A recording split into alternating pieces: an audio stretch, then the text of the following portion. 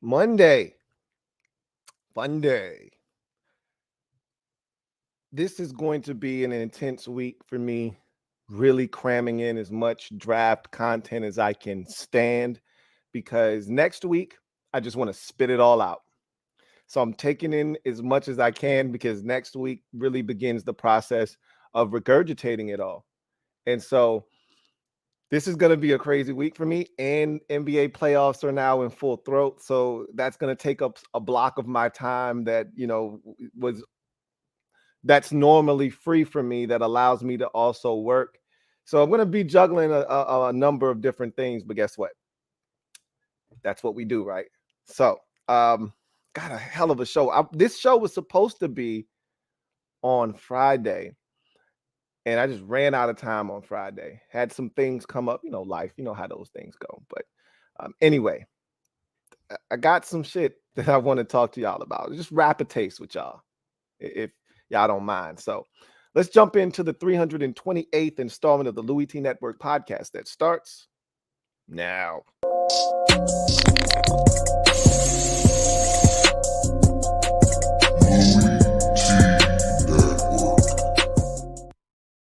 Who else could it be but me, your man, Louie T?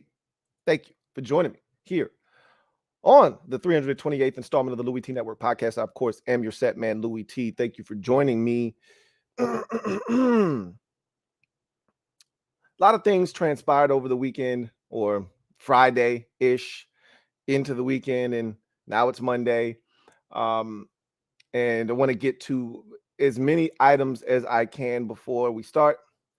I want to send a shout out to my guy JL Smooth and his family again, sending up prayers for them as they continue to fight.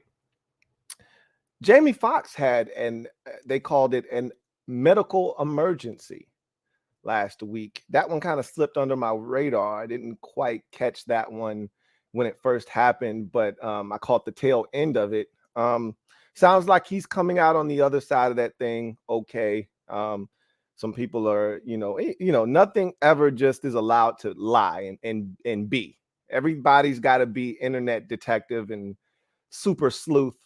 And so everybody's trying to determine what was the medical emergency. His daughter came out on socials and just said, look, my dad had a medical emergency. That's all I can say right now. And we're just going to try to, move forward and hope that he's okay.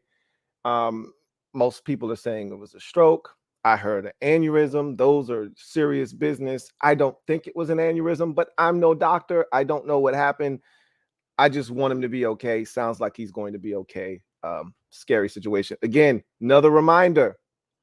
If you're getting older, if you're already older, go to the doctor. Okay. A lot of these things can be prevented with a simple routine checkup. Okay. Anyway, I digress. NBA playoffs got underway. I don't know if you guys follow me on socials, specifically IG. That's the platform that I've been using to talk about the NBA playoffs. So I don't want to bore you with that here because I've been doing a lot of it over there. But I will say it's gotten off to a rousing start. I think the West, and I've already said this, the West is going to be very interesting because nobody really knows anything out West. Obviously, the one series in the East that I think is going to be compelling in the first round is the 4-5 matchup with the Knicks and Cavs. Knicks have already gone on the Cavs home floor and stole one. I think that's going 7 games. I think that's a 7-game series. So that's going to be compelling stuff. Obviously, the Bucks losing to the Heat matters. That could have easily have been a sweep, but Giannis got injured. They were losing before Giannis got hurt. I do want to make sure that I say that, but that means absolutely nothing. Yeah, that's a 13-0 run, and just like that, they're leading, and they never trail again in the game. So they were playing well before Giannis got hurt, and Giannis getting hurt pretty much ensured that they weren't going to win the game. That said, I think Giannis is going to play in game number 2. We'll see if he does or not. Even if he doesn't, or even if he's limited in game 2 and they lose that game 2, as long as Giannis is at 80% by game 3, they'll win the rest of the series. But you don't want to go down 0-2 on your own floor and then have to go on the road and win 2. That's not necessarily the best recipe for success. So that's going to be a big game too. Same thing for the Grizzlies. My Grizzlies put themselves in a tough spot. As I said on IG, we've been here before. Last year, we lost both game ones that we played in. Lost game 1 to the Timberwolves in the first round of the playoffs. Ended up winning that series in 6. Lost the first game of the second round to the Warriors. Ended up losing that series in 6. As I said yesterday as well, a little bit different here because of the injury to Ja Morant and the injuries that already exist to Brandon Clark and Steven Adams. All 3 of those gentlemen were healthy last year when we lost in game number 1. So there is a big difference between the health of the team and how I feel about them going into game 2, but nothing has changed in terms of the way I see things. This team is going to fight. Everybody's counting them out. I think this actually benefits us because now it's really Memphis against everybody. You know, we always try to play that card, but it's harder to play that card when you're the second seed and you won 51 games, despite having some injuries, despite playing the big bad Lakers, right? People still thought we were going to win the series. Now, nobody thinks we're going to win the series. And that's probably when we're at our best, when the back is up against the wall and we got to come out fighting. And we still got a starting point guard, even if Ja can't go. And everyone's assuming he won't play. I would keep him out of game 2 just for precautionary reasons, because I would much rather have a Ja at 80% in game 3 than a Ja at 50% in game 2, and then a Ja at 60% in game 3 because you played him in game 2. Just let him get to as much as he can get to in game 3 and let us fight from there. I think the fellas can hold on for a game, knowing Ja won't play, and still, get the dub. We're good enough as a basketball team. There's still Desmond Bane. There's still Tripp. Tyus Jones is as good as any backup point guard in the league, and most people will tell you he's a starting point guard. I'll take him over some of the dudes that start in the league, to be honest with you. So I feel like we'll be just fine if these guys show up and play, and then we get some contributions, just like the Lakers did. They got some massive contributions. We get another massive game 2 tonight. Kings and Warriors. Warriors find themselves in a similar position to that of Memphis. It's a little bit different because the Warriors are on the road. They're supposed to lose, right? That series hasn't actually started yet because, as the old adage goes, the series doesn't actually start until the road team wins a game. Well, the road team won a game in the Phoenix Clippers series. The road team won a game in the Lakers Memphis Grizzlies series. The road team won a game in the Heat and Bucks series, and the road team won a game in the Cavaliers and Knicks series. So those series have officially begun. All the others have gone the way that they're supposed to go.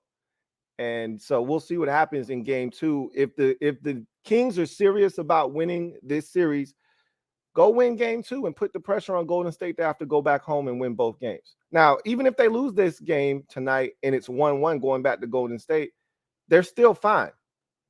But make them have to steal home court away from you and really put the pressure on them, knowing they can't go down, 0-2, go home, and they can't slip up and lose a game at home.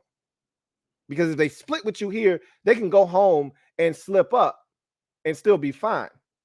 Because they can go back game 5, and that's the pivotal game, go back to your crib and do you.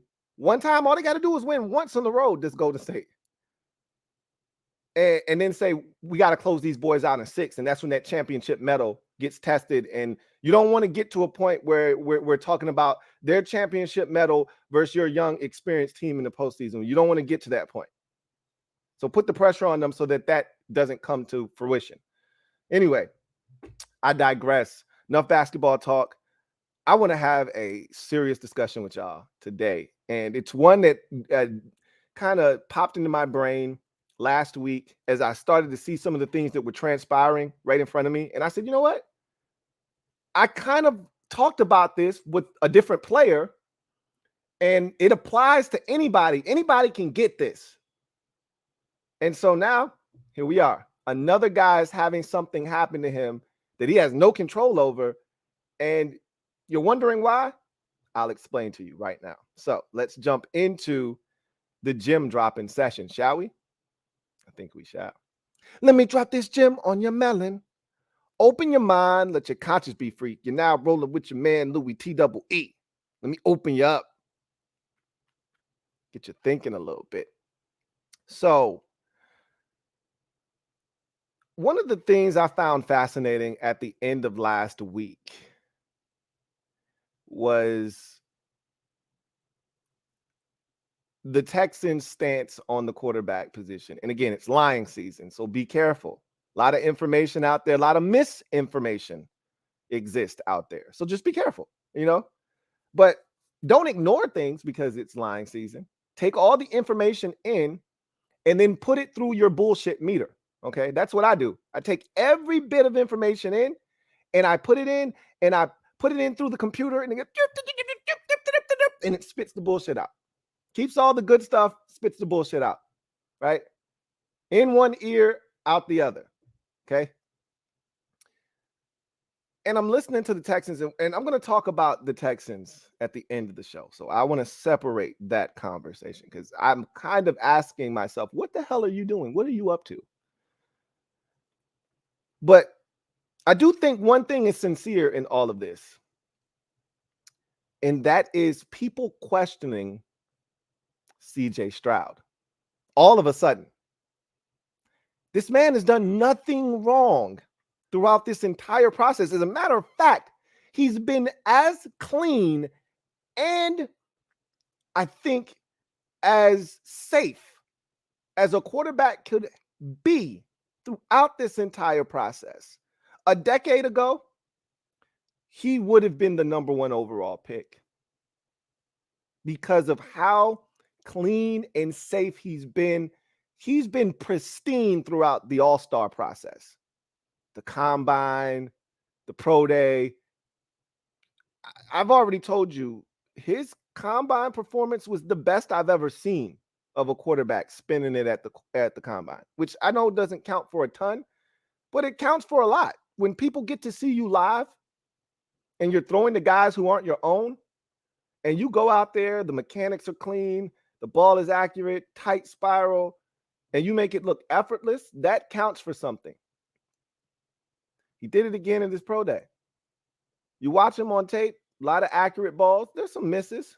There's some things you don't love. There's some things you would love to see more of. But the Georgia game is, if you need convincing, right? If there's a game you need convincing, it's the Georgia game. It's his last game. It's there. Here's the evidence. Here's the proof. I can do this. Here you go. We didn't win that game because of our kicker. Not because of me. If I don't lose my star receiver, Marvin Harrison Jr. in that game, we win easily. And even without him, I took the team, put us on our back after Georgia took the lead, and I marched us right down the field in the field goal position, and our kicker got the yips. And he wins the national championship because they were going to steamroll. Whomever won that game was going to demolish TCU. TCU had no business being in the national championship game. Shame on Michigan for even letting them get there. And no business. Michigan had every opportunity to beat TCU. The beginning of that game, Michigan threw a pick six. They got stopped on the goal line. They did everything in their power to make sure TCU felt comfortable enough to steal that game, and they did. Shame on Michigan. But that's not TCU's fault. Bottom line is, CJ Stroud would have been a national champion, and that would have changed his entire narrative. Just beating Georgia would have changed the narrative. Even though anybody with a set of eyes could have seen that wasn't his fault that they lost that game. He did everything in his power to make sure that they won that game. Despite injuries, despite not having your top 2 targets in the game when the game was all said and done, you still had your team in a position to win. So he closed out his career with a bang, went through the All-Star process and killed it. Yet he's sitting here and by some accounts, not all accounts, some accounts,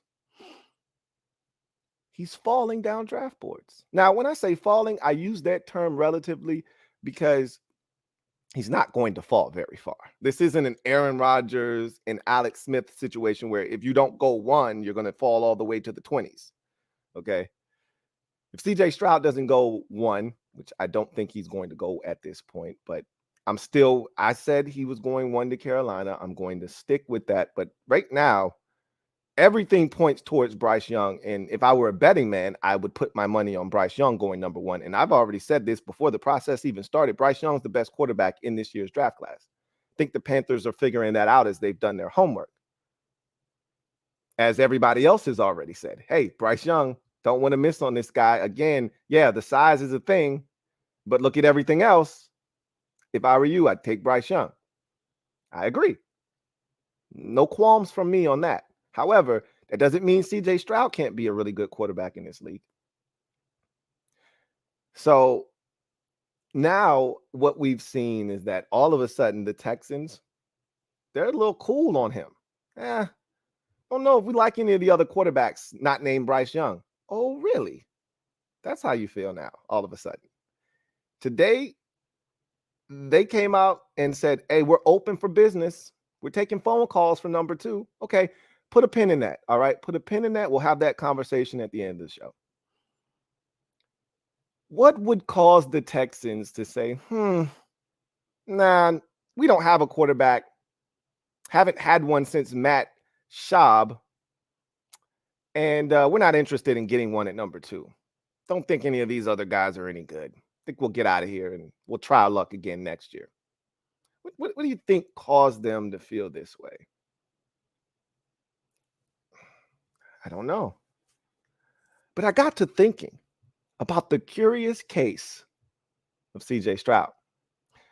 I've had this conversation with Washington fans and anybody else that would listen within earshot of my voice who've been trying to tell me that I'm delusional when I talk about how the human mind works and how these drafts and players that have been drafted before you and their performance in the league, how it all goes into one big melting pot and it's stirred up, right? And out comes the results of how people view you, even though you don't have anything to do with all of the things that are actually in the pot. For instance, you'd be a damn fool to think that people aren't scouting the helmet here.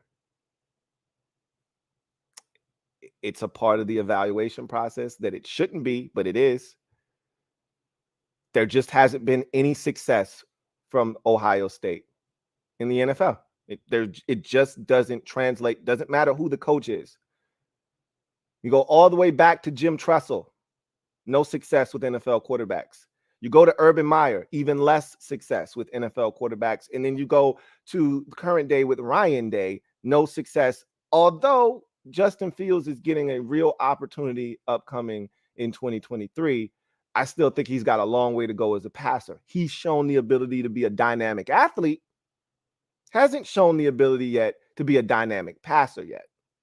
That's what they're hoping he does this year with all the weapons that they've added. Now they said, hey, you got no excuses, bro. We're going to fortify this line. We got you weapons. You got running backs.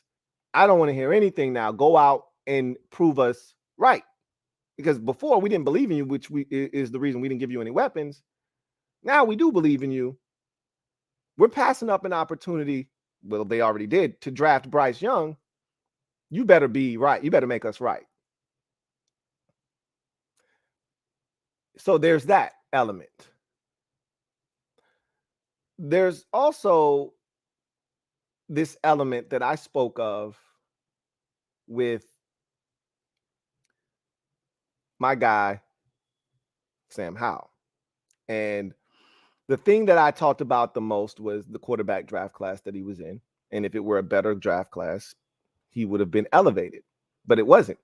But something else that I talked about that a lot of people probably just went over their head, zoom, right over their head, is when people comp you to a player, when people see you as a player, or they see similarities between a player and your situation, and that player starts to play poorly or hasn't played well enough in people's eyes, they start to put some of that onto your plate. Now that becomes some of your baggage. You've got nothing to do with it. A lot of people look, and I've seen a lot of this, a lot of people look at Mac Jones, the mickety Mac, Bo, the mickety Mac. Mac Jones' situation at Alabama, national champion, very successful first season, took his team to the playoffs as a rookie. Things fell apart in year 2, didn't play as well. There's even been a quiet, if you listen hard enough, there's even a quiet call for the backup quarterback, Bailey Zappi. It's still Zappi hour for some people in New England. There's still Zappi hour chance if you listen close enough. And the correlation for a lot of people with CJ Stroud is when he doesn't have a full, healthy, thriving supporting cast, who is he?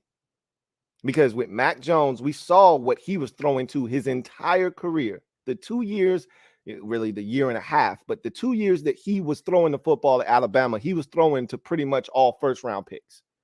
Every single one of those guys ended up being either first-rounders, if not a first-rounder, a second-round pick. But elite talent is what we're talking about.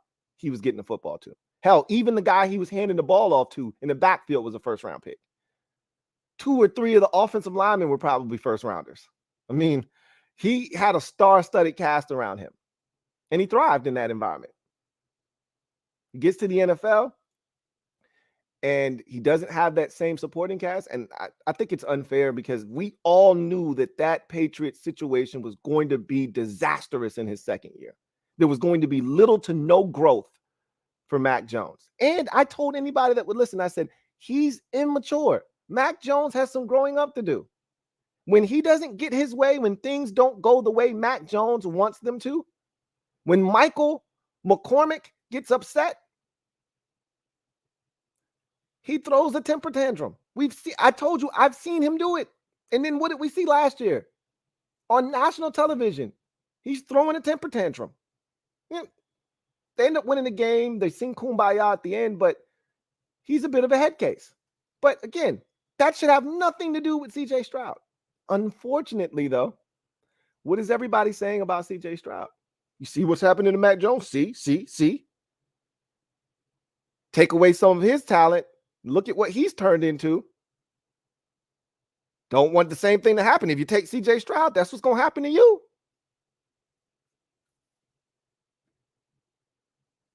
And then you start looking at some of the games where CJ Stroud didn't have all of his stuff. And he didn't have Jackson Smith and Jigba for pretty much the entire duration of the 2022 campaign. But that Notre Dame game, the first game of the season, big matchup, number 3 versus number 5. Still don't know how the hell Notre Dame managed to be ranked 5th in the nation. Doesn't matter. Notre Dame had a plan. Now, that plan didn't include Jackson and Smith and Jigba getting injured in the first quarter, but that's what happened. And CJ Stroud looked awful in that game. They literally won that game off the strength of Notre Dame's inability to have any offensive firepower whatsoever and the Ohio State run game. Their running backs were fantastic that night. That saved them. A lot of people kind of turned their nose up at CJ Stroud that night and said, that was an interesting performance. Okay. He had another performance, and there were 2 or 3 of those kind of performances where shit kind of went off the rails a bit, where you go, what was that about? There's a game, and yeah, this one, the weather was a big factor. You can't ignore that. But there's a game against Northwestern that you're watching, and you're going, Northwestern's like a one, win team, 2-win team. What are we doing here, folks? Why is this thing close? Again, the weather was a huge factor. I think the wind gusts for like 30 miles an hour. It was crazy. But it wasn't a good game for CJ Stroud. I don't know who throws the ball well in that kind of wind. Okay, seriously. But some evaluators take that game and take it out of context and say, see, look at the numbers. See.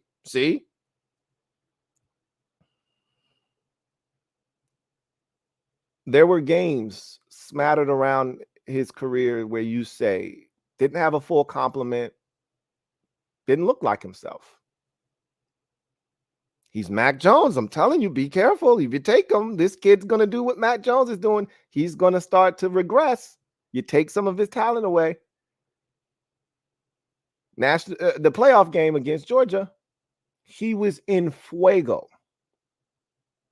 in the first half and really for the first 3 quarters. Marvin Harrison Jr. goes out. You're already down Jackson Smith and Jigba. They lose the tight end Stover in that game as well. And really, it's just Ibuka, the other receiver, and a couple of other guys. They still got talent. It's still Ohio State, but it's not what it was in the first half. It's not what it was in the third quarter. They barely scored any points in the second half. They were lighting the scoreboard up in the first half. An injury happens, and then he doesn't quite look like the guy that we saw in the first half. It's a significant injury to a guy that we think has a chance to be, the number 2 overall pick next year behind Caleb Williams. That's how good Marvin Harrison Jr. is. He's going to be a top 5 pick more likely than not next year. It's a significant injury. Still, you want to see CJ Stroud thrive in that environment. You know what everybody's saying? Look at what Bryce Young did. Bryce Young was throwing to a bunch of nobodies at Alabama this year. He got guys getting injured left and right. It was a less than ideal situation. Look what he was able to do in those situations. He was down against Texas on the road, and guys were dropping balls left and right. It was a terrible performance by his entire team, and yet somehow he managed to make it all come together enough for a game-winning drive. They're struggling on the road at LSU, a game that they would ultimately lose. Remember, keep in mind, and you could go all the way back to the national championship game if you really want to in 2021, right? The 2022 national championship game, where in the SEC championship game, he loses John Mechie, still cooks Georgia's defense. At that time, we said Georgia's got the best defense in all of college football. That's before they became the Georgia Bulldogs, 2-time, national champion Georgia Bulldogs with the swag. They still were questioning themselves. They still had Alabama demons at that time. And boy, did Bryce Young make sure they didn't exercise those without John Mechie, who was his favorite target. It was John Mechie and Jamison Williams. Mechie gets hurt. Now he's just got Jamison Williams. He said, that's enough. I can take that. I'll use that. No worries. Cook their ass. They go and they play that same Georgia team. And he was ready to cook. I'm talking about fillet they ass again. He was ready. All he needed is just give me one dude. That's it. I don't need 3 first-round picks. Okay, I don't need 3 future first-round picks like CJ Stroud does. You see what's happening here? Because CJ Stroud had Garrett Wilson and he had Chris Olave for 2 first-round picks. Jackson Smith-Njigba probably going to be a first-round pick. Marvin Harrison Jr. probably going to be a first-round pick. Talking about 4 first-round receivers all there at one time for CJ Stroud. Bryce Young's like, that's cool. I wish I had that, but that's not what I'm working with. Just give me Jamison Williams and I'll cook these dudes. And he was ready to do it in the nap. He had 3 catches for 70 some odd yards. And on that last catch, I think it was 4 catches for 70 some odd yards. And on that last catch, he tears his ACL. This Jamison Williams. And Bryce Young still had those boys in the game with just Cameron Latu. Just Cameron Latu. That's all he had was the tight end. The rest of these boys was wet behind the ears, breath smelling like Similac. I'm talking about there's a throw. If you go back to that national championship game, that natty game in 22, there's a throw with Bryce Young getting, I'm talking mollywop. He's staring down the gun barrel. He knows he's about to take one in the chops. He stands in there, all 5'10" of them, and delivers a dime on a corner route to a freshman wide receiver who, I mean, his eyes have to be as wide as silver dollars. Heart has to be beating through his chest. He had no intentions of playing in this game. None. And now he's one of the dudes that he's got to step up. And Bryce Young takes one in the chops and throws a dime to this dude, and he drops it at like the 5-yard line. They end up having to settle for a field goal. If that's Jameson Williams, if that's John Mechie, it's either a touchdown or they first and goal inside the 5. You know what time it is. There's a stark difference between the two, right? People are looking at what Bryce Young had to work with, and they're saying, man, we gave this man some damn near rotten lemons, and he made some awfully delicious lemonade. And CJ Stroud has these pristine lemons, and his lemonade's all right. It's all right. But if I gave him the same lemons that I gave to I gave to Bryce Young, we not having nothing to drink. We gonna have an issue with thirst over here. It's amazing what's happening to CJ Stroud, and he's done nothing wrong. All he's done is check every box. But everything around him is pointing to him being fraudulent. The school he came from, they haven't translated. You're looking at him and you're saying, he's Jared Goff if he won't run. That's who his comp is. He's Jared Goff. If he won't run, he's a statue back there. He's Jared Goff. You can pressure him. You can heat him up. You can get him off of his platform, and he'll struggle. Give him a base to throw from, and he'll eat you alive. That's Jared Goff. That's the comp for him right now. Anybody that's watched him will say, yeah, he looks like Jared Goff back there. Unless he moves, which he refuses to move consistently throughout his career. That's why the Georgia game was an awakening. But a lot of teams are saying, is he really going to do that for 17 games? Maybe an 18th or a 19th if we make it to the play. Is he really going to do that for us? Because the Texans are saying, we don't have any weapons right now. And we don't know when we're going to be able to get him some real weapons. We just traded the best receiver that we had in Brandon Cooks. We're trying to build some things. We'll get John Mechie back this year, right? But we still don't even know what he's going to be when he comes back. But we feel good about John Mechie. We got a couple of young boys out here, but we don't know how good they're going to be. They're not those Ohio State receivers that you've been throwing to for the last 2 years. They're not those guys. Are you going to be able to compete at a high level without those guys, without the crutch of first-round picks, running routes and separating at massive levels with these? And I think that's a misnomer that, oh, my God, C.J. Stroud's been throwing into these wide-open windows. He's not Marcus Mariota coming out of Oregon's spread offense where guys are running open by 7 yards and he's throwing to these easy. He's throwing the guys that win.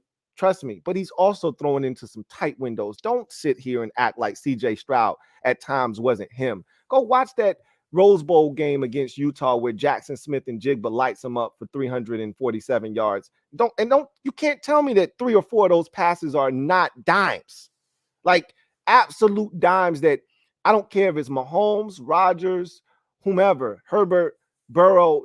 You can't go up and hand it to these receivers any better than this. And he's had other throws where you go, that's what you call threading the needle right there. Okay, that's a high-level throw with a very high degree of difficulty. Hey, kids, don't try this at home. Okay, unless you're a part of the Elite 11, one of these camps, don't try this at home. Leave this to the professionals. Jared Goff can do that as well. That's what got him the #1 overall pick. But it's just interesting to me seeing how this narrative has formulated about CJ Stroud now. All of a sudden, he's Mac Jones. You take away his supporting cast, what is he going to be? And the Texans, I don't know if they're starting to buy into that narrative. I don't know if they're starting to buy into that or not. It feels like they are kind of buying into that whole discussion about he's Mac Jones. Remember, the GM for the Texans came from New England. He's got intel on Mac Jones. He may be saying, I don't want another Mac Jones situation here in Houston. If I can avoid that, I would like to. I don't even know if Mac Jones is damaged goods yet. He's going to have a real play caller this year. You want to judge Mac Jones?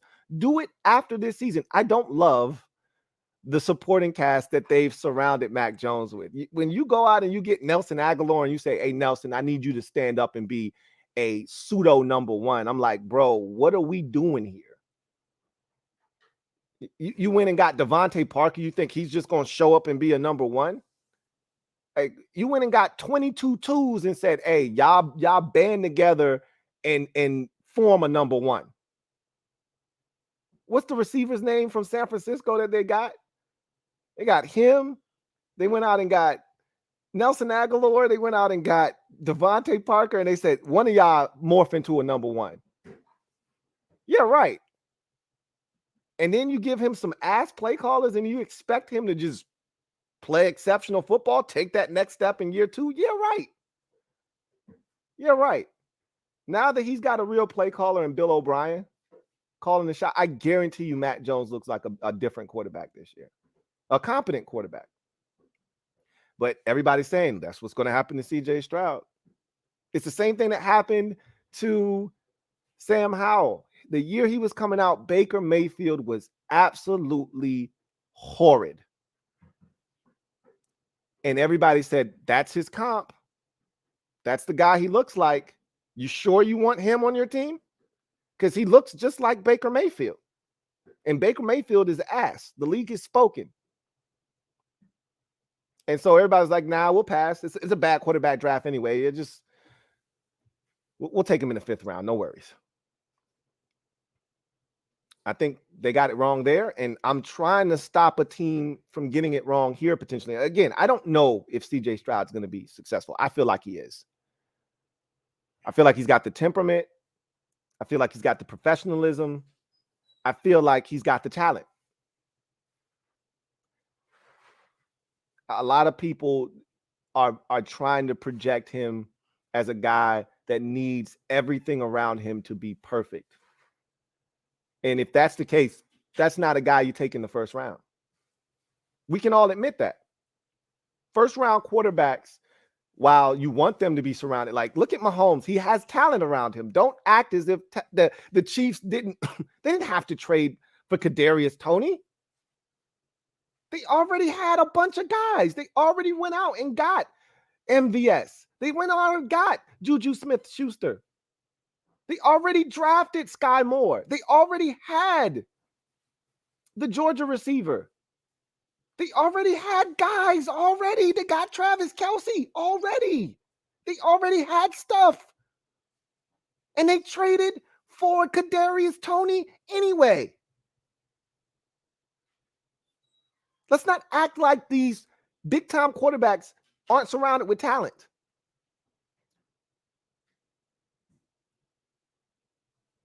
However, they can also elevate the play of guys who aren't as talented, like a Pringle, who was in Kansas City, ended up getting a free agent deal with the Bears. Have you heard from Pringle since he left Kansas City? I sure as hell haven't. Pretty sure you haven't either. But you heard his name when he was in Kansas City. A hell of a lot. I'm pretty sure. There was a tight end there a couple of years ago. He went to Cleveland. Can't remember his name. Good looking, athletic brother. Behind Travis Kelce, catching a whole hell of a lot of passes and making some plays. I ain't heard shit from him since he left. Brady used to do it all the time. David Givens, Deion Branch. Those guys are household names in New England. They left, went to Seattle, didn't hear from David Branch again. Givens went to Tennessee after New England, never heard from him again. We see it all the time, you know. These quarterbacks elevate the play of guys around them. When you get a guy in the first round, that's what he should be capable of doing. That's what Justin Herbert's been doing in LA for the last 3 years, essentially, is taking whatever he's been given and making the most out of it, because Keenan Allen can't stay healthy. Mike Williams has been in and out of the lineup. They haven't done much to help him with more talent. And so whomever's out there, he's just got to find a way to elevate a DeAndre Carter. He's got to find a way to elevate the Tennessee receiver. Like, figure it out, Justin. All right, you got to throw to Daniel Parham, right? Like, figure it out. I wish we had more for you, but just make this shit work. It's what the Packers did with Aaron Rodgers. Hey, Aaron, yeah, I know Devontae's not here. We just threw a couple of rookies in here and make this shit work. Figure it out. That's what you are supposed to be able to ask your franchise quarterback to do if he's a first-round pick. And I think, like, a team like the Texans, they're asking themselves, if we send him out there to battle with what we currently have, which isn't a lot, is he going to be able to survive and then eventually thrive? Or are we setting him up for failure? I think that's unfair to CJ Stroud. But that's the reality of the situation. And if you look at his stock, it's never been lower. And all he has done is every single thing he's been asked to do throughout this process at the highest of high levels. That is it. I'm very fascinated with what happens with him in this draft. He's not falling out of the top 5. I assure you of that. I don't even think there's a way he gets out of the top 3. But will the Texans be the one to pull the trigger on him at 2 is the real question, if he doesn't go 1. I'd be very interested to see. That's the curious case of CJ Stroud. So now we go to social media maneuvers. I'm a midday marauder. Y'all know how this works. In case you do not, let me quickly explain. If you want to have your comment read on the air, use the hashtag LouieTLive to have your comment read on the air if it is pertinent and time permits. Okay, cannot guarantee that I will get to your comment, but if you want to guarantee that I get to your comment, super chats are the way to do that. You jump straight to the front of the line and you are ensured that your comment gets read and discussed. So with that said, let's get to the comment section. I want to start this conversation off that we're about to have in social media maneuvers with Jalen Hurts getting to the bag. And, you know, what's amazing with a lot of people, and I see this every time a quarterback gets paid, oh my God, this team's cap situation is going to be terrible and they're going to get killed and yada, yada, yada. And I'm like,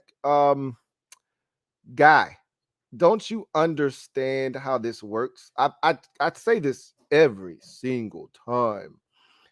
I said the next quarterback up is the best quarterback up. And meaning the next dude to get paid is the best dude to get paid. And he's going to get broken off and he's going to get this money and everybody's going to be going goo goo gaga when they see the numbers. The cap is going to continue to go up. All right. It's the going rate for what is perceived to be an elite quarterback.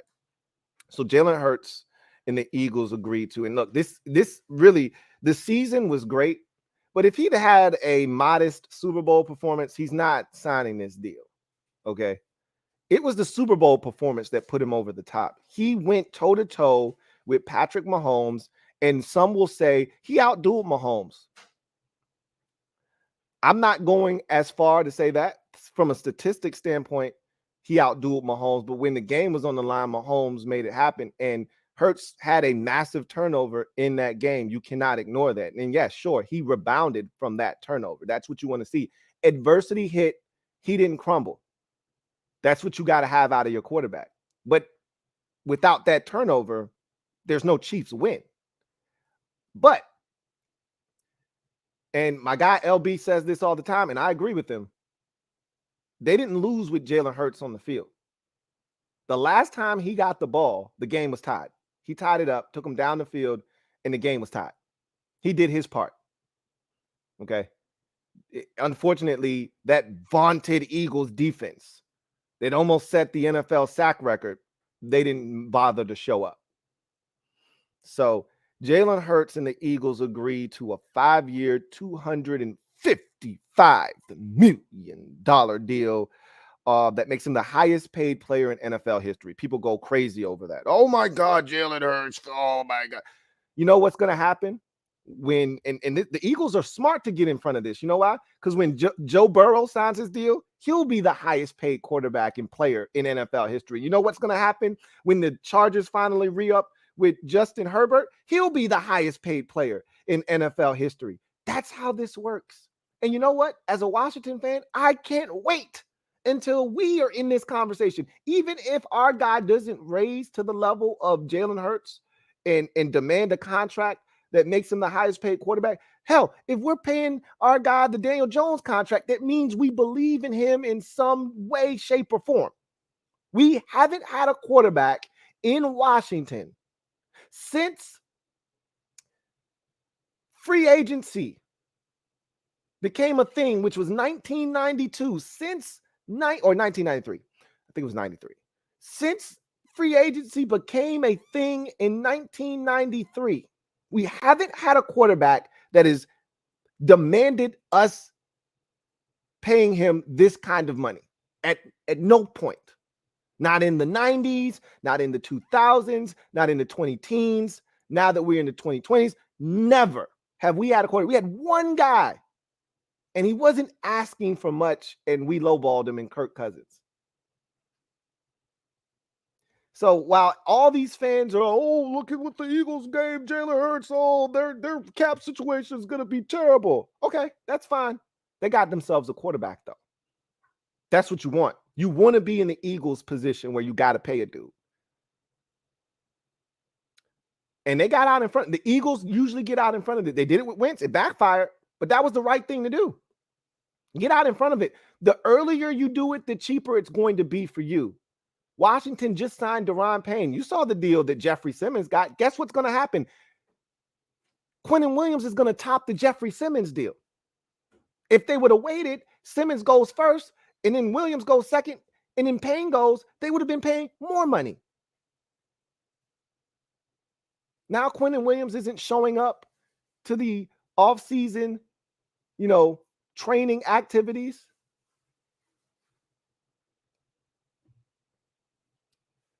It's okay. It's not a big deal.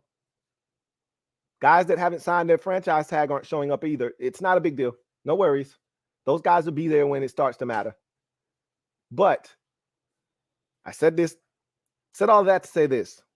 The Eagles paying this contract, which includes $179.3 million in guarantees and a no trade clause, is the richest in the NFL. And right now, Jalen Hurts catapults all the way to the top of the list of AAV in the league at now $51 million, leapfrogging Aaron Rodgers $50 million per year. So good for Jalen Hurts, good for the Eagles to get it done, because again, Burrow's going to get a deal, and this is Burrow's will be 260, or Herbert will get it done first, and his will be 260, and then Herbert or Burrow jump him, whomever goes first, whoever goes next, they'll jump Hurts by $5 million to 260, and then the guy that goes last will go to 265 or 262, and now Hurts isn't in front anymore. Now Hurts' deal isn't the biggest in NFL history. It's just how it's going to go. So Hurts got it out the mud. I told you, if he didn't play for the Eagles, I'd be rooting like hell for the kid. I really like Jalen Hurts.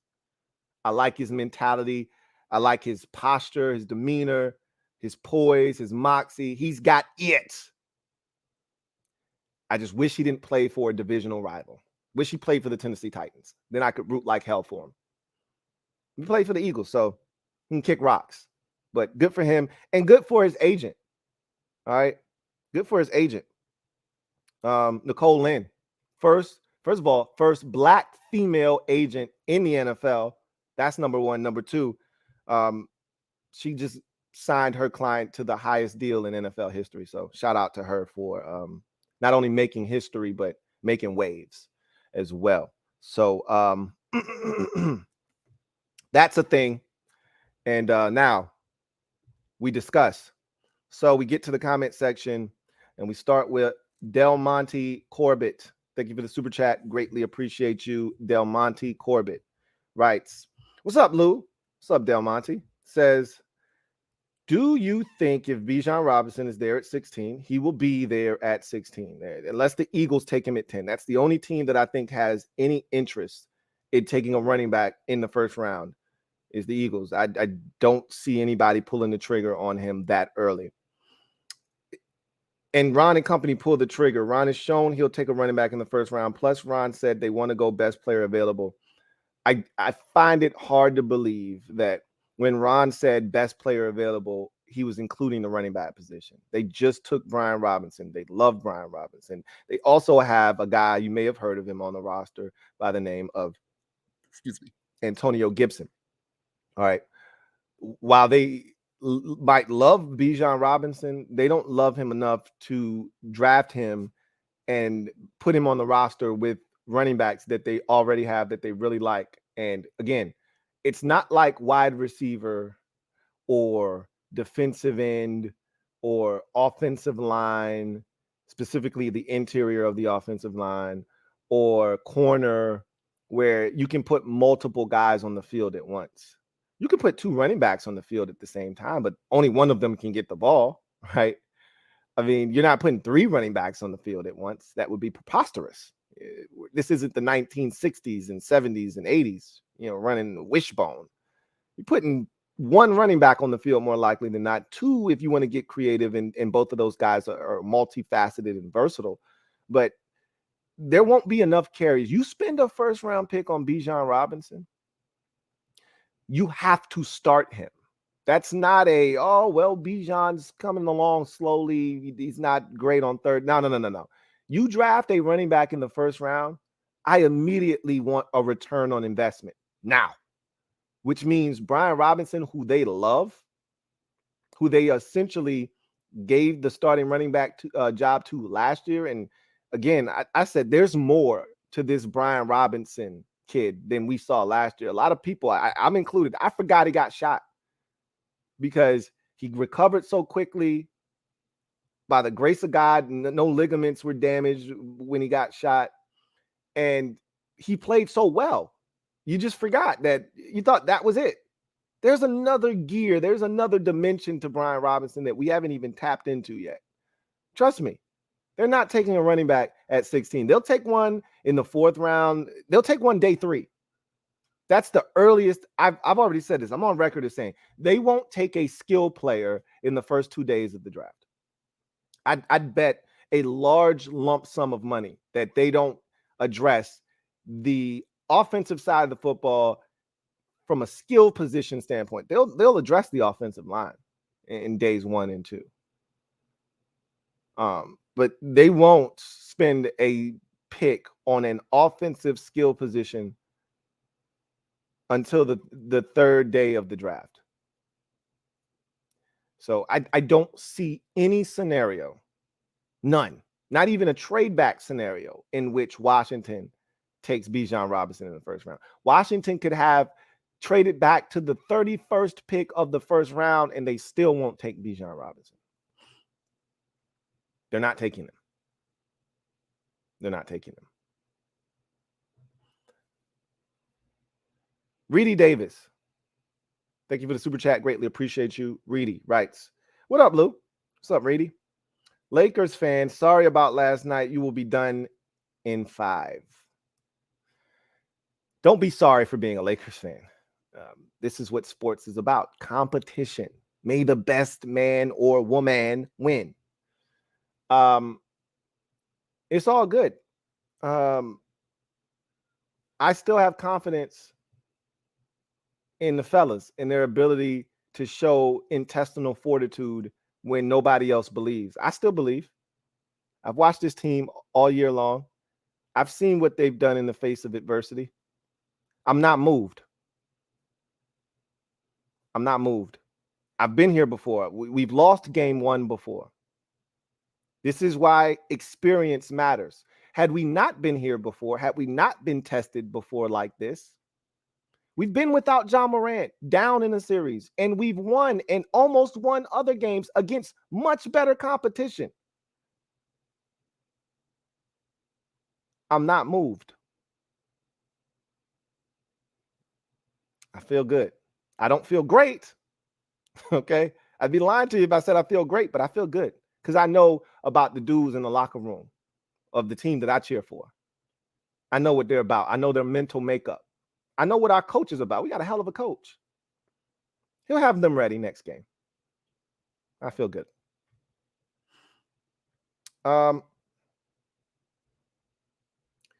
JP, thank you for the super chat. Greatly appreciate you.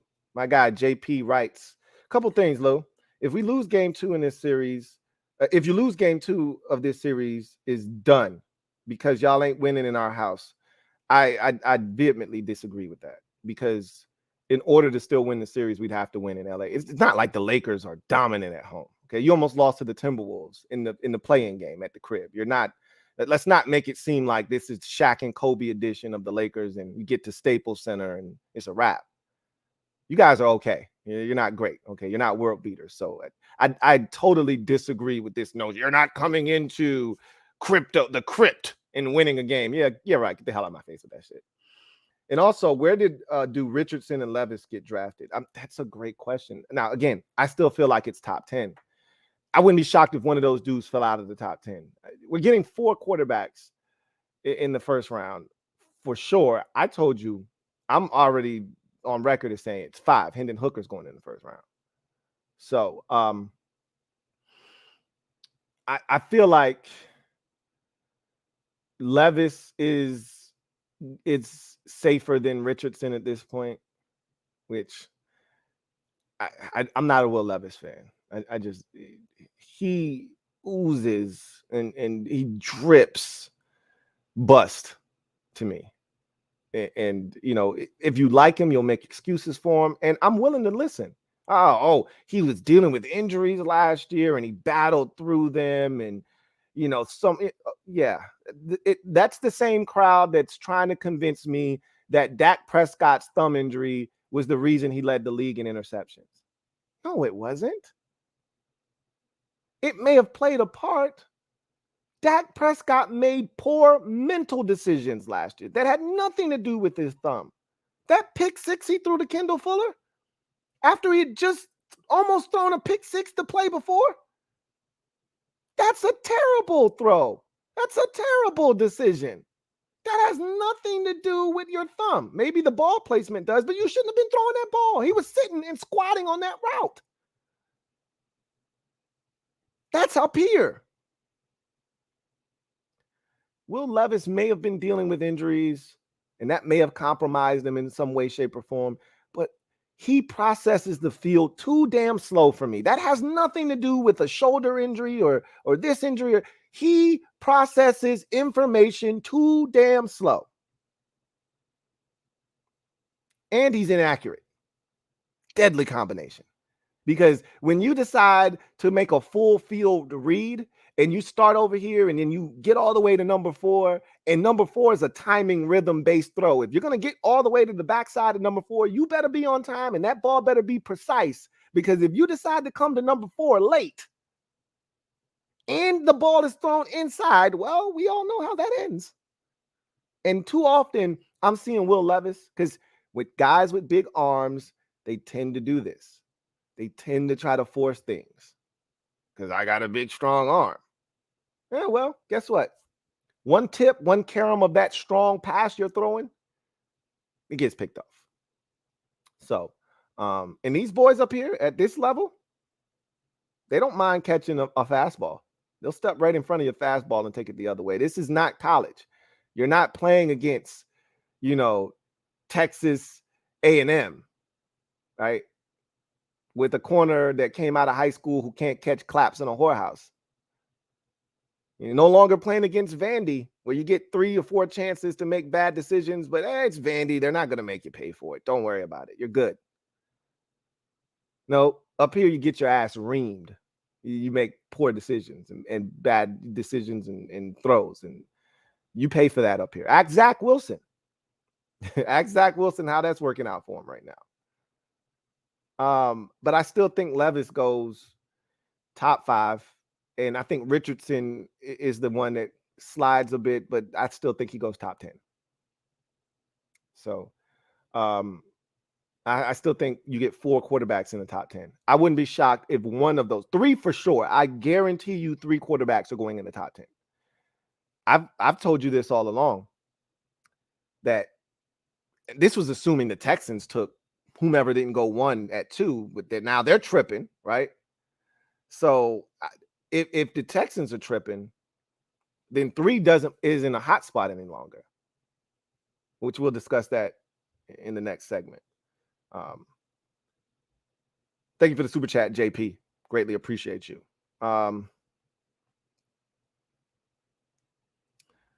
Rosario Satara Poleski.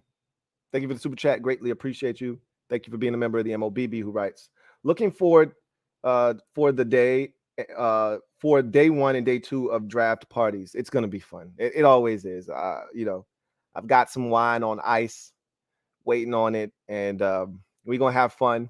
That's how the Cherry Squad, if you guys remember, that's how it was spawned, was last year's draft party. We started talking about cherry flavored items, and it just took on a life of its own. Okay. So who knows what's going to happen this year. Okay. But Bart Scott, can't wait. Looking forward to it, man. Appreciate you.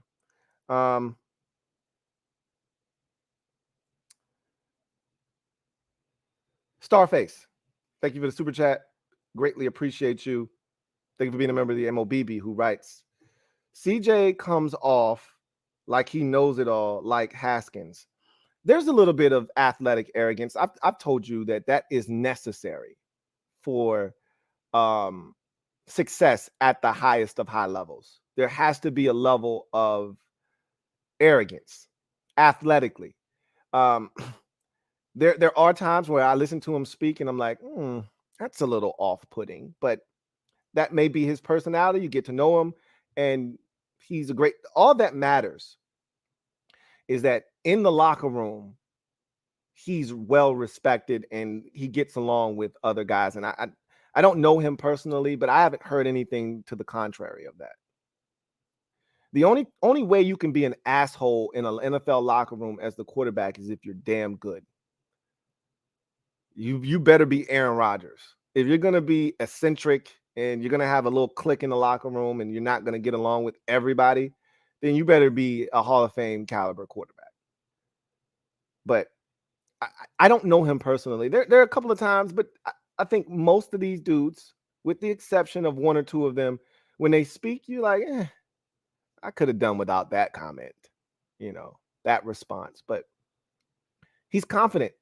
He's been building towards this moment for his entire life. He's been groomed. And a lot of these dudes, Bryce Young, they grew up together. I know you've seen the old TikTok with those two, or it wasn't a TikTok. It was I forgot what those shits were called back in the day before TikTok. But it's from 2015. These dudes were at the Elite 11 camp together. Like, they grew up in that quarterback pipeline together. They've been groomed to get to this point. So, yeah, he may come off a little arrogant, but that's because he knows he's put the work in. So, Starface, thank you for the super chat. Greatly appreciate you. Double up. Starface, right? CJ thinks his shit don't stink. He's a me guy. It could come off that way. I don't know him personally, so I can't make that declaration, but some dudes are like that, especially the quarterback position. When you play a position where you get all the credit and all the blame when things don't work out, you develop this me type of attitude, which is what you want to guard against as a quarterback. When you get to a press, this is the thing that used to always turn me off with Robert Griffin III, is because he always had a me mentality. It was never the team. It's how can you get guys to make me better, make my job easier? And when those guys aren't doing their job, it reflects poorly on me. And I remember Kyle or Mike Shanahan saying the first red flag was when they sat down in Robert Griffin III's home, his mother and father's home, in his living room, and they talked to him, and they showed him a game in which Robert struggled at Baylor. Him and his father were tripping over themselves, blaming then head coach. I forget his name. The head coach of Baylor at that time. They didn't want to accept responsibility for the performance. Oh my God, he did this and he did that. And this was a terrible call against the coverage we had been getting, this, that, and the third. At some point, you have to own it. Even if it's like the best quarterbacks in the league, even when it's not their fault, they take the blame anyway. They take the blame anyway. I liken it to a situation where there's 3 kids that grew up in a household, and no one's actually supposed to know that they're the favorite, but there's always a favorite. And so one child may not get in as much trouble for something happening as another child who may be the F up, or, somebody that's always doing something a little sneaky. So when it comes time for somebody to fess up, the child that says, hey man, let me take this one, I won't get in as much trouble as you will. I got it. That's what the quarterback needs to be. Hey, I'll fall on the sword for you. Because when shit's going well, I'm going to get all the credit anyway. Yeah, you ran the wrong route. I'm going to just say it's a miscommunication and that's on me. I got to make sure we're on the same page. That's what I want out of my quarterback. I don't want him throwing somebody under the bus saying they ran a wrong route. No. We had a miscommunication.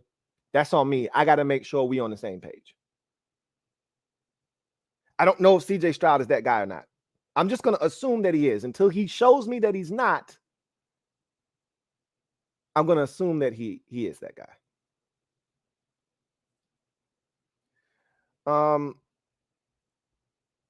Let's see. John Perez, thank you for the super chat. Greatly appreciate you. My guy, JP, double up. Thank you for doubling up. Who writes, you think Washington can go to the playoffs in year 1 of new ownership? Getting rid of that Snyder distraction will be big for this organization. You damn right I think we can. Absolutely. Now, it won't be as easy as it was, or as easy as I thought it was going to be last year. Nothing's easy in this league, first and foremost. But I thought that the road was paved for us last year. And we still decided to go off-road.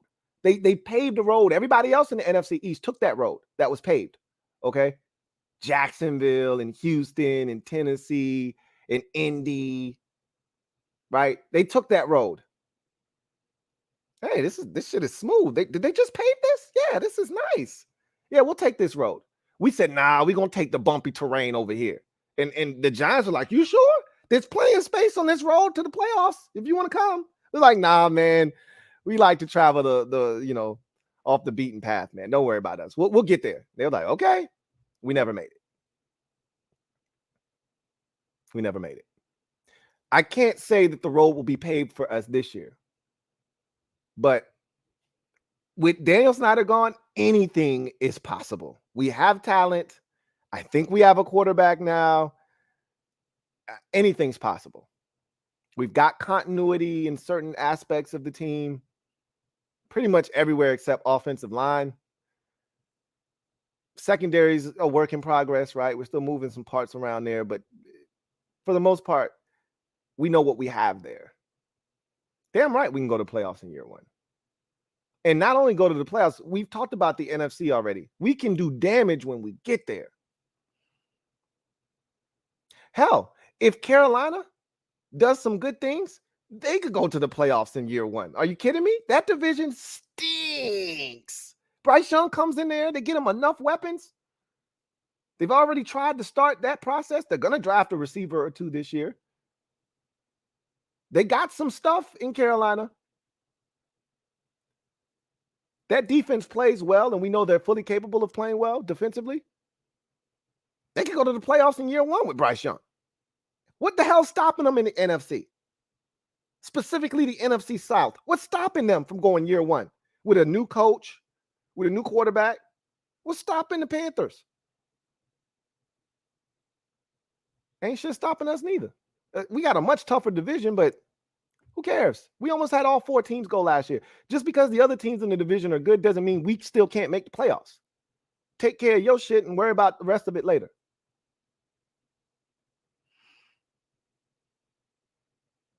I see y'all talking about this is something Bad Dog brought up, but he puts mayonnaise in his coffee. Does Will Levis? I don't. First of all, I'm not a coffee drinker. I can't imagine that tastes good though. Yuck. So yeah. Anyway, I mean,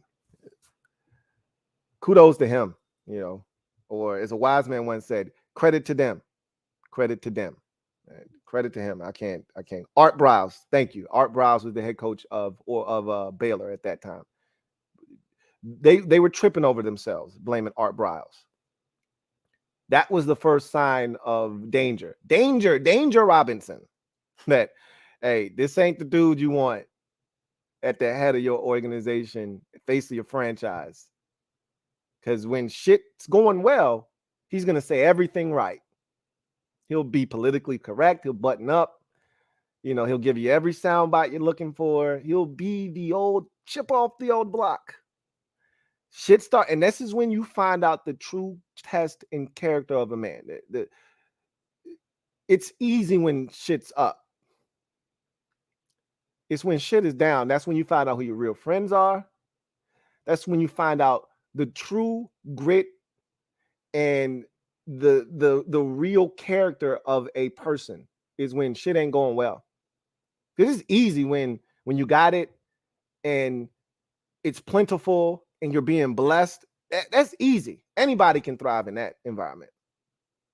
Not everybody does, but you've been armed with everything you need for success. It's when you don't have shit or shit's going down. That's when we find out who's really going to hold you down. And that's when we find out what you're made of.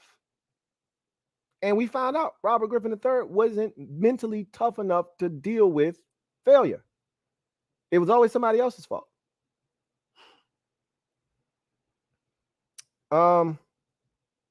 Anyway, I digress. So I'm going to take 1 or 2 hashtags and then we'll move on. Kevin the PRF says, here, I'll get this out of the way. We should trade up if he falls out of the top 5. He's not going to. But if any of those quarterbacks, him or Bryce Young, and we know Bryce Young isn't, I'd be on board. I'm not afraid of the old Ohio State jinx. Sign me up for CJ Stroud. Absolutely. But he's not falling out of the top 5. If they don't want him, Indy wants him. If they don't want him, somebody else will come up and get him. Trust me. The Raiders will come up and get him. Somebody will come up and get him. Trust and believe. Loser, what would your reaction be if the Commanders selected Hendon Hooker at 16? I would be shocked, floored. I wouldn't be mad. I'd be shocked because you're taking a guy that, for all intents and purposes, won't play this year. If everything goes well, he won't play. This is why I'm vehemently against, because you can do that if you're a bad football team. You know, you can do that if you're not a bad football team, but you've got a guy that you truly believe in for 1 more year, and you just want this guy to cook for a while and get some more experience, i.e. Minnesota, i.e. Tennessee, those types of teams with a quarterback like Ryan Tannehill or Kirk Cousins already in place for 1 more year. You can take Hendon Hooker. He does not have to play. He's coming off of an injury. Why rush him? In the case of Washington, You take Hendon Hooker at 16, people are already questioning why you got a 5th round pick starting as is. There won't be the same grace period shown, or the same grace shown in Washington, and the same grace period given of a Tennessee or a Minnesota or even a Tampa who has Baker Mayfield as it would be in Washington. Because Washington has a 5th round pick, which people can't get past at quarterback. You drafted the guy 16, put him in. What are you doing with this 5th round pick? I'd be shocked, because it would go against everything Ron Rivera has preached if he took him at 16, because he's trying to win. Like, I saw the soundbite from Ron Rivera of, I just want to leave this thing in a better spot than I found it. That's great, man. That's very admirable. But any competitive person, yeah, you want to leave a situation. I've always said, outside of leaving a legacy, which is one of the biggest things that I'm here on this earth to do, is to leave a lasting legacy. Years after I'm gone, dead and gone, I want people to be able to talk about me in a way that my kids can be proud. I want my kids to be able to say, yeah, that's my dad, or that was my dad. And their kids to say, yeah, that was my granddad. I want to leave a print on this earth when I leave, and have it be a positive one. But outside of that, the overarching theme is, I want to leave this earth a better place than when I met it. Who doesn't want to do that? But at the same time, I want to be here when the success happens. I don't want to help build the success and then not actually be here when the shit pops off. I remember the process in Philadelphia with the 76ers? They had the coach Brown there. Forgot his first name. And he's enduring the process. They suck every year. They get Ben Simmons. They get Joel Embiid, but Embiid can't play his first 2 seasons due to injuries. But it's the process. Trust the process. And this coach is just getting his ass kicked, getting his teeth kicked in, and then they finally get good, and he's not there to see the process through. He left it a better place than when he got there, but guess what? He's not there to finish the job. They brought Doc Rivers in to finish the job. That sucks. So, that to me would go against everything Ron Rivera has been preaching, but yeah, we'll see. Carl Wilkerson writes, Lou, you ever think about going to law school? I think you would be a good advocate. I really do. I've told this story before, but once upon a time, that was the goal. I literally was taking the LSAT. I took the LSAT twice.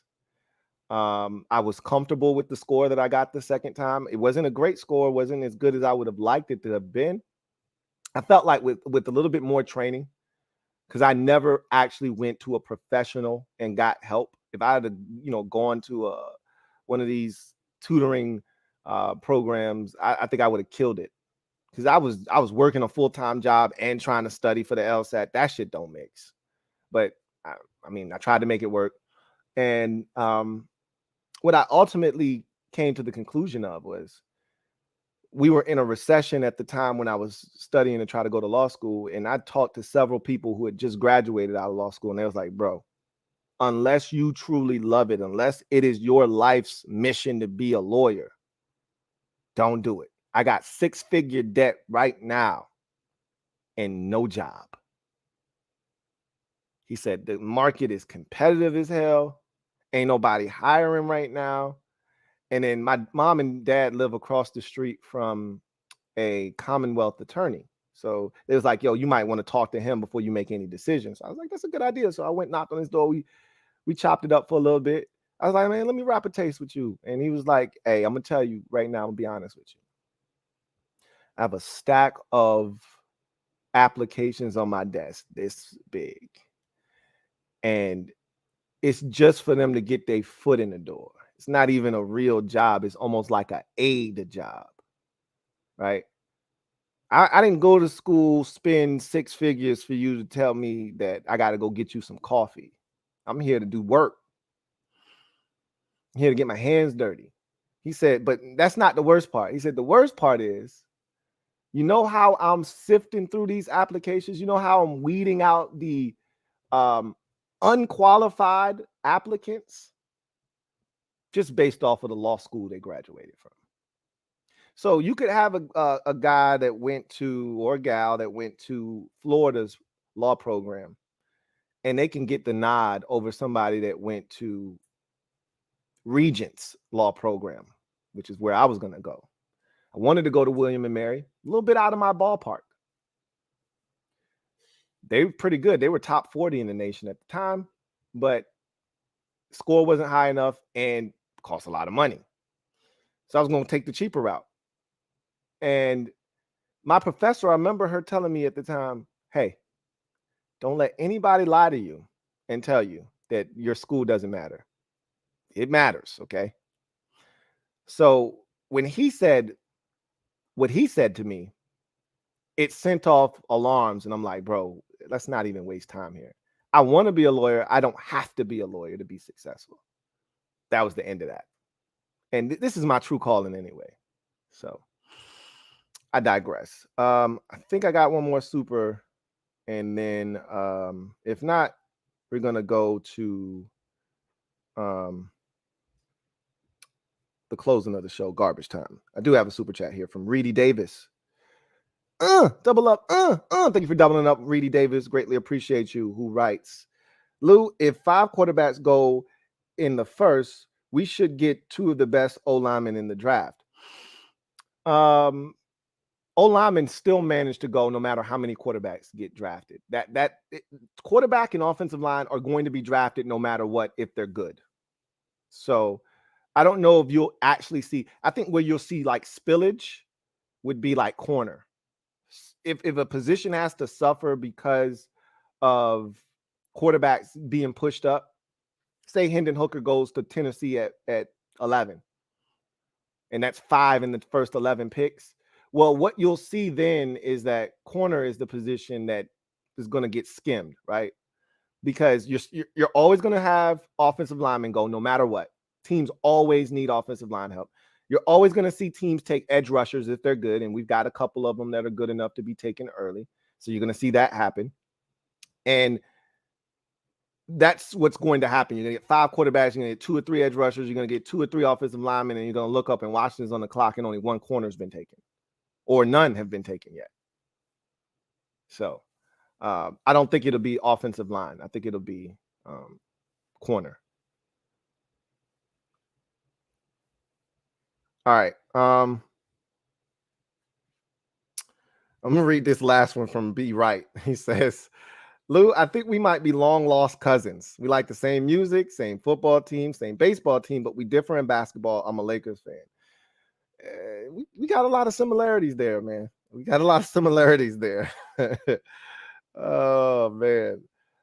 That takes me to my final segment of the show and garbage time. And it's a big it's a big miss there with your Lakers, because I can't stand the Lakers, but it is what it is, man. You got good taste. That's what that sounds like to me. So I want to talk about the Houston Texans for a second before we get out of here. What the hell are the Texans doing anyway? Okay. I'm curious, because if I'm the Texans and I really want Bryce Young, what is it that I should be doing to try to help facilitate that?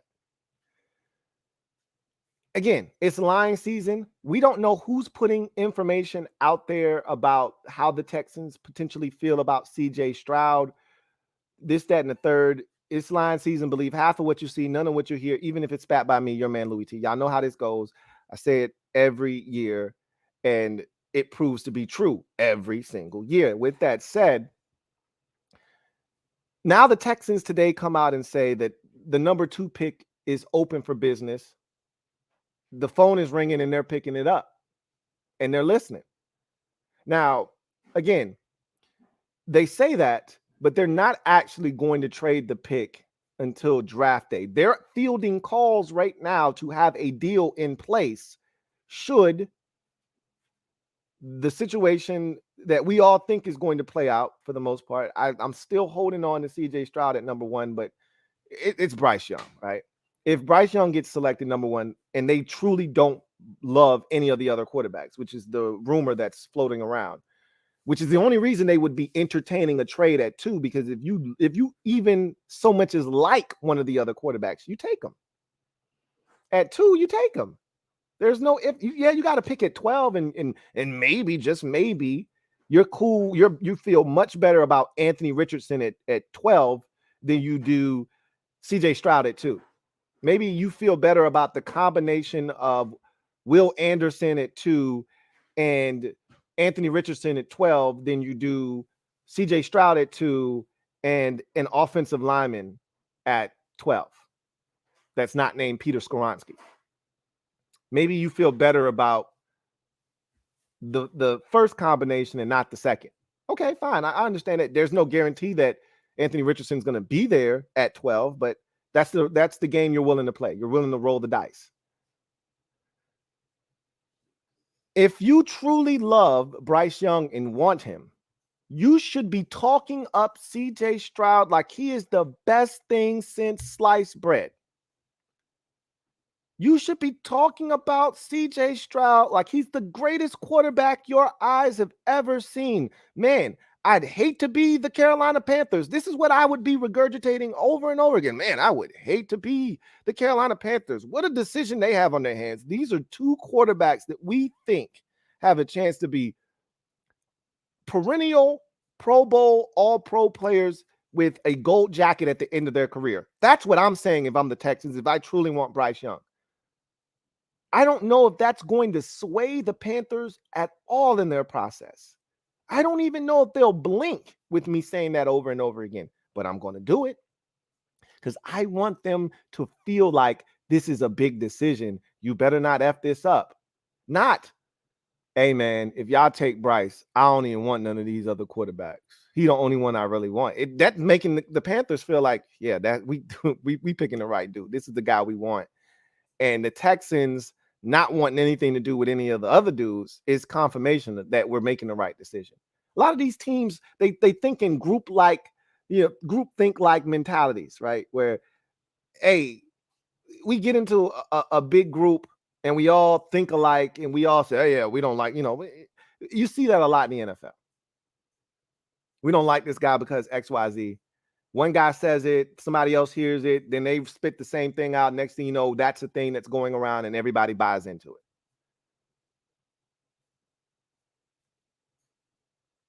If you really, really, truly like Bryce Young or love Bryce Young, you should be talking CJ Stroud up. Make it a decision for the Panthers. Don't make it easy on them.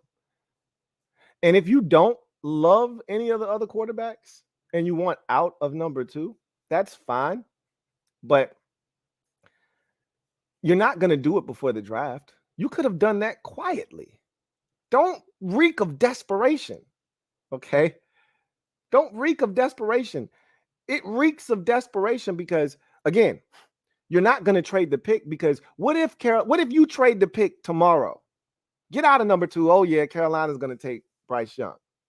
And then the Panthers shock everybody and take Anthony Richardson number 1. Or they go with CJ Stroud instead. And you are the dumb that traded out of 2 before the draft. And now somebody else is going to get Bryce Young. If you would have just sat your ass still, you would have got your guy.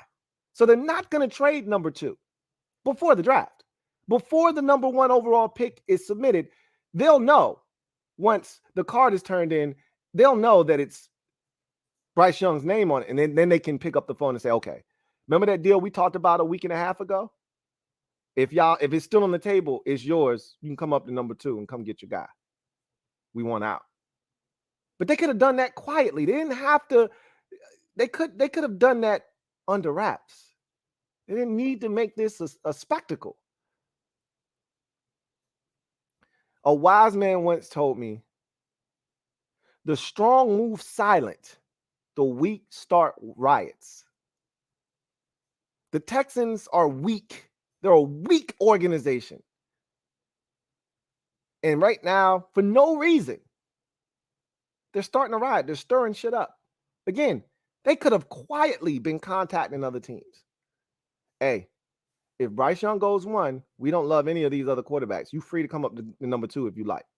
They could have put those innuendos out there to 4 or 5 different teams, the Raiders, the Colts, whomever. Hey, I'm just letting you know where our head is at. If you're interested, y'all know the number. Hit my line. I still don't actually know what the Texans are doing. They fired 2 coaches the last 2 years. They're on their 3rd head coach. I question everything that the Texans do these days. They get no benefit of the doubt from me, no passes. They're a terrible and poorly run organization right now. They have to change my mind. And if they don't take CJ Stroud, this might go down. And again, I could be wrong, and CJ Stroud could end up being terrible. But if they don't take CJ Stroud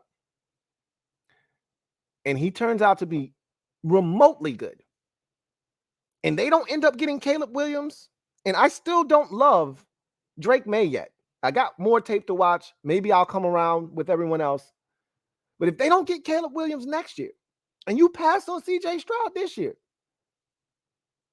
or you pass on all of these quarterbacks, because this is the thing. If you're Houston and you trade out of 2 and you don't get any of these quarterbacks, if 2 out of these 4 quarterbacks turn out to be good and you don't get any of them, we'll applaud you for swinging, taking a swing, taking a nice hard hack, taking a strong cut. We'll applaud you. If you draft one like the Jets did with Zach Wilson, they tried. He's ass, but they tried. We'll commend you for that. If you pass on these boys and one of them turns out to be good outside of Bryce Young, and you didn't take any of them, oh, we coming for your ass. At least I am. I'm going to be on your ass. Got your ass, Mr. Texan. We'll see what happens. I am not really sure what the hell the Texans are doing right now. Not. If you don't want CJ Stroud, trust me, somebody else does, though. I digress.